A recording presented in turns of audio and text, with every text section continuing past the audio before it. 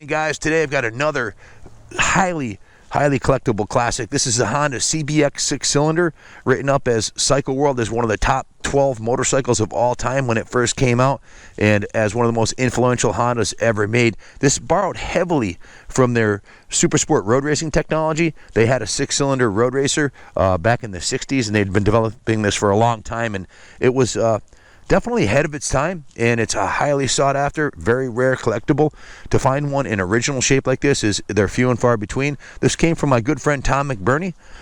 He's a 72-year-old motorcycle mechanic who, this is the second CBX I purchased from him, and this bike here, I've got the title on it, and I've got the original owner's manual, so no issues there with the paperwork. Here's a paperwork, Kenny. I'm going to take off and go for a ride on it. All original factory paint. The seat's in beautiful shape. It only has 18,773 miles on it.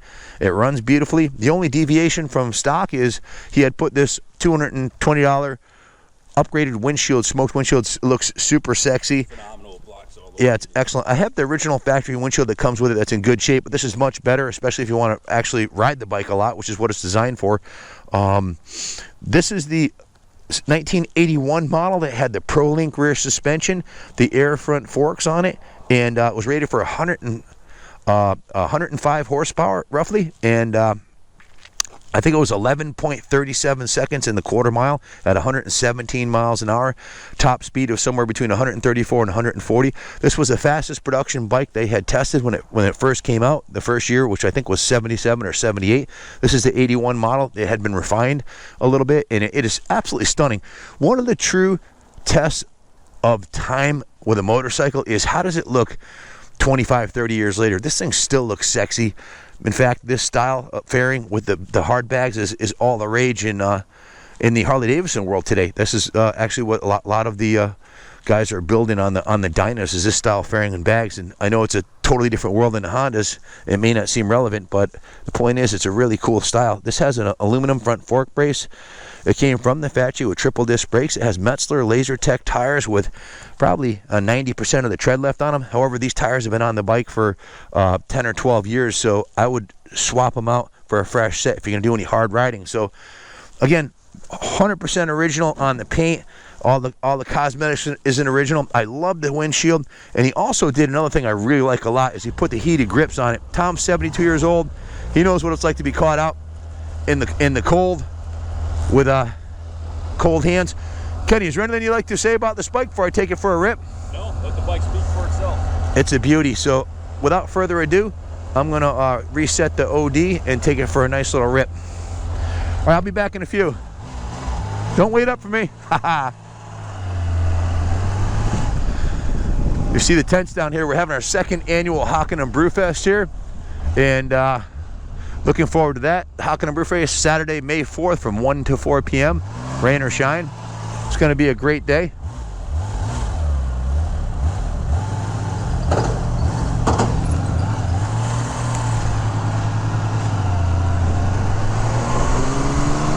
Well, it brings back memories. Like I said, I had one of these when I was a kid, and that goes back quite a ways.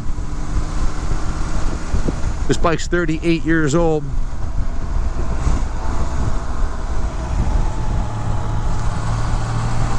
And I had one of these back when I was, I think I was 23 years old when I had mine, living in a 5-bedroom house on the beach with 2 female roommates and having the time of my life. Till my ex-wife moved in and ruined everything. Just kidding. Things were good with her for the first 10 years, but I'm not the easiest guy to live with, and that's a whole nother story. But in any event, I enjoyed riding it back then, and I certainly enjoy it right now. If I can get by this guy with his lawnmower, we're gonna wick it up here a little bit. The 6-cylinder wants to breathe.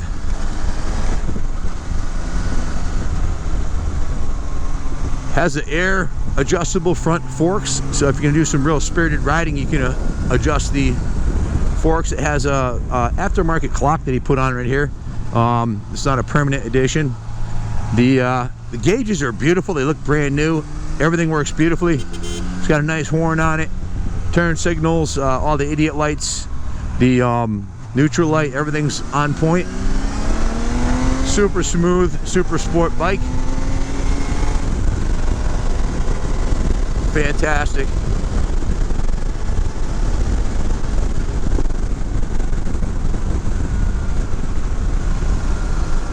Definitely, absolutely love my job. I love riding motorcycles, and riding vintage classics like this, which is what we specialize in, is really what it's all about for me.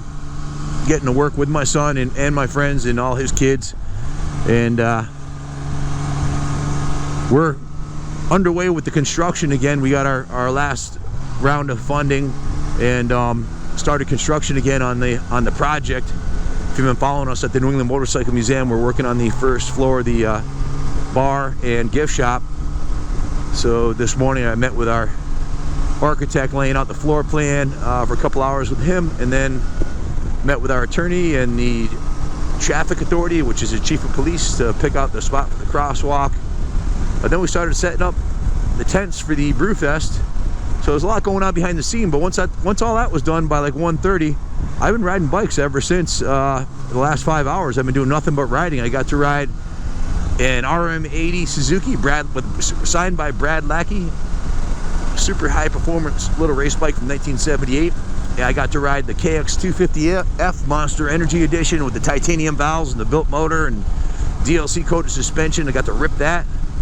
And then I rode the CR450 Honda air-cooled air hammer. And then I rode the MX125 Yamaha, did that video. Classics 1974. And then I rode the KX500. What a machine. Wow. KX500 two-stroke.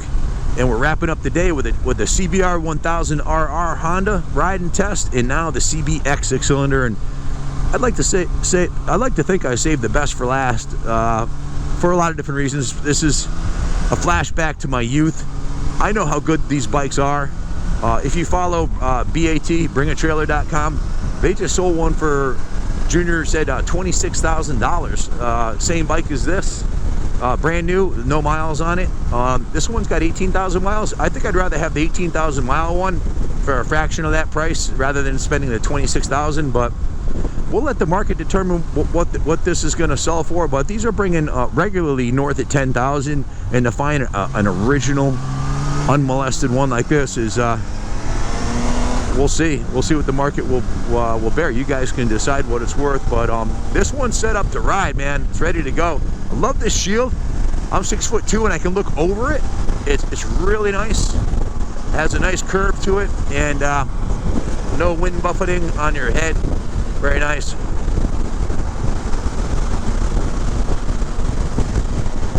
Just cruising on the highway, 70 miles an hour, 5,000 RPM. This thing will rev to 9,500. Listen, if you haven't heard one of these with a pipe, when this video is over, go on YouTube and punch in CBX 6-cylinder sound test and listen to one of them with a 6-into-1 on it. They sound like a Ferrari.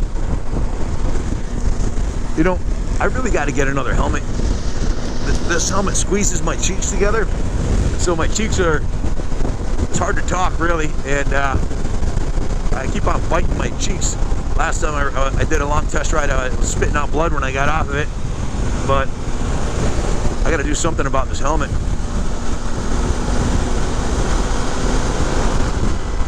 I'm gonna adjust these mirrors a little bit. It has a cruise control too, which is nice. A manual cruise. Super smooth. We're doing like 90, 88, 90, just cruising along like nothing. 90 miles an hour all day long.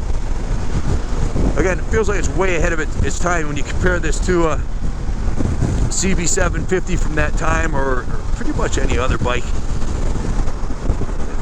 It just stands out in the crowd, the 6-cylinder. Fantastic machine. If you want to come take a look at this bike, we are about 12 miles from Bradley International Airport. The museum is open 7 days a week. The cycle shop is open Monday through Friday, 9 to 6. Come take a look. If you have any questions about it, call us anytime, 860-454-7024. Stay tuned because we're about to go down my favorite road. I got this real curvy road up here. Time to go. Goodbye. I'm going to send it down here and stretch your legs out a little bit. Let her eat, as they say. As far as the service that's been done to this bike, the brakes have just been completely gone through last month. Tom went through them with all new components on the calipers, totally rebuilt the brake calipers, all three of them, front and rear. New brake fluid, flushed the master cylinders out front and rear, so it's got an entirely brand new brake system on it. Everything's been rebuilt. Last year he did the carbs. He had all 6 carbs off, and Tom's done a bunch of these. He knows the whole process, and actually replaced all of the seals in between the carbs because they were leaking there, the original seals. So the carbs are nice and tight now, no leaking, all new seals, and jets are all clean. Everything's dialed in on the carbs. And he also adjusted the valves. This is a 24 valve double overhead cam engine, so it's not something for an amateur to tune. This is definitely, you want a professional mechanic like Tom, who's considered to be one of the best in the business in our area.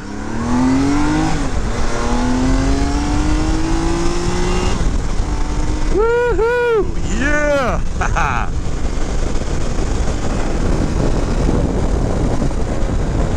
Oh shit, that corner's coming up quick. Slow down. Slow down. This is not my Harley Davidson. I don't want a deer to run out in front of me on one of these back roads. What a nice machine. Beautifully handling. Smooth. Shifts beautifully. Clutches beautifully. What else can I say? This is Bow Road here. We're coming up on the stretch. Reservoir Road is 2.2 miles long, and I love it. I counted there's 20. Actually, I want to check exactly how many miles it is. I know there's 22 corners on Reservoir Road, so I usually go up and down it. 44 corners total. Let's see. I'm gonna check on the odometer exactly how far it is. Yep, definitely have the best job in the world. Love what I do.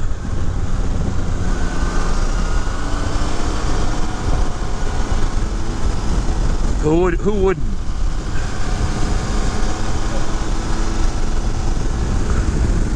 Thank you all for watching so far. If you're still with us, and if you haven't subscribed to the channel, please just click this subscribe button, and also click on the notification button next to it, so when we come out with a new video, you'll get a quick update on YouTube. Doesn't cost anything. There's no catch. It's free entertainment. Got a lot of cool things going on here at the museum. Wow, this thing shifts so nice. It's like butter. If I had to have only one vintage street bike to ride, a classic, this would be it. This was called by Cycle Magazine the Vincent Black Shadow of 1981. They classified this with the Vincent Black Shadow. That's how sexy it is and unique. And that's saying a lot for a Japanese bike. Just an awesome machine. And one of my favorite all-time motorcycles.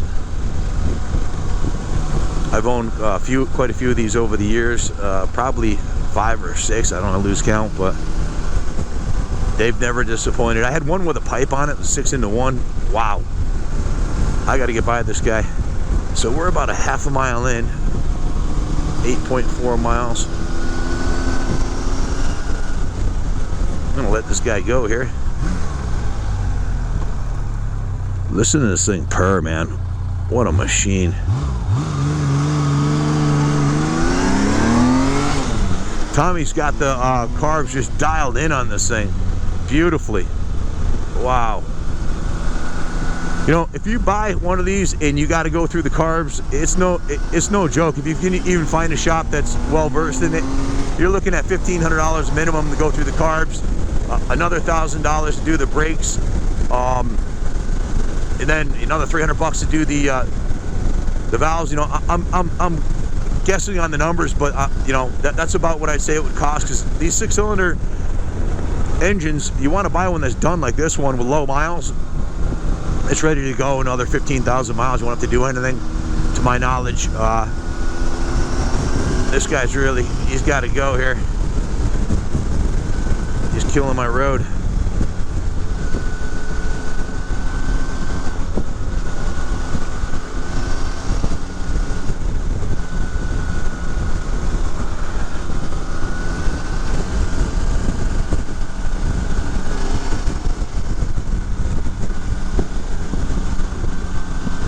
What a buzzkill.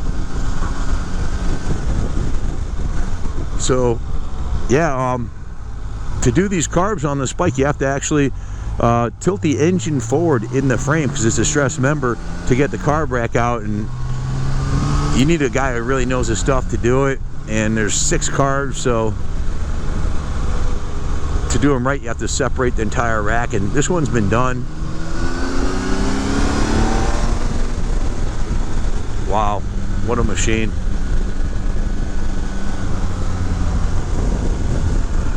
I guess I should be glad this guy's in front of me because I probably would have went faster than I should have down that road. I can't believe it's May 1st, or is it May 2nd? And it's been really cold and rainy. We've had over 20 days of rain here this April. It's just been insane how much rain we've had. It's been unbelievable. Sorry, bud, I couldn't take it anymore. Unbelievable how crappy the weather's been. Man, it's like Connecticut has one of the highest population of people leaving the state in the freaking country, and part of it's the weather. I mean, we came back from Daytona and we get 1.5 foot of snow.